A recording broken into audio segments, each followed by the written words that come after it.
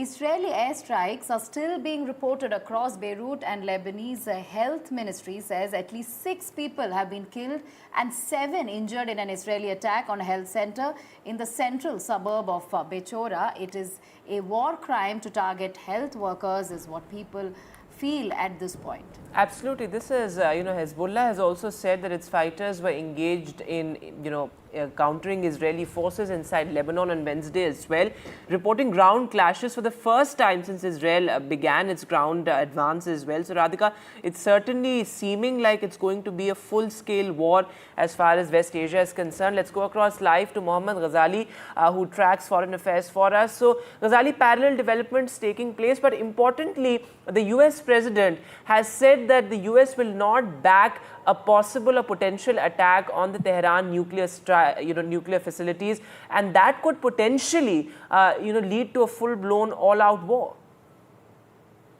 Yeah, the United States president yesterday said that he is not in favor of Israel launching attacks on the nuclear facilities in Iran, but he hinted that there will be more sanctions. Now, we'll have to see whether Israel agrees to this conclusion or this statement by the United States president, because all this while, for the last 1 year, whatever the United States has proposed to Israel, Israel has largely ignored it and has charted its own course when it comes to taking offensive against these hostile players in the Middle East, be it Hezbollah, be it Hamas, or be it Houthis.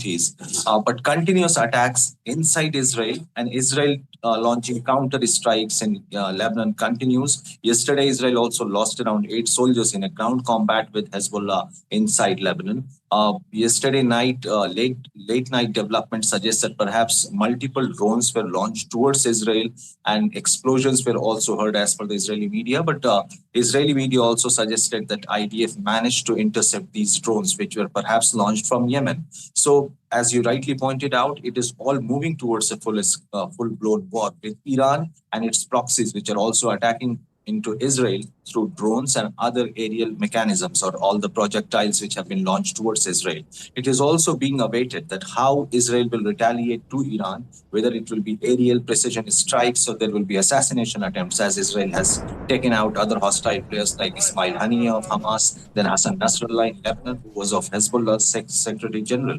So we'll have to see that what kind of planning, what kind of strike Israel is going to carry out in coordination with the United States, because yesterday a series of meetings took place in Tel Aviv, where Shin Bet, the local intelligence unit, and Mossad and Israeli Defense Forces held a joint meeting to assess the on-ground situation, not only in Lebanon, but in and around the neighborhood areas, to assess whether all these threats will continue to hold a joint operation, or who all are involved, or what is the ground situation in Iran. So these are the developments right now. The situation still remains tense. G7 leaders held a meeting yesterday. The GCC, the Gulf Council of countries, they also met yesterday. They all have been appealing for a de-escalation, but Israel doesn't seem to be in a mood that it will avoid retaliating to Iran. It has made it very clear that Iran will have to pay the price for all the missile launches which it did day before yesterday.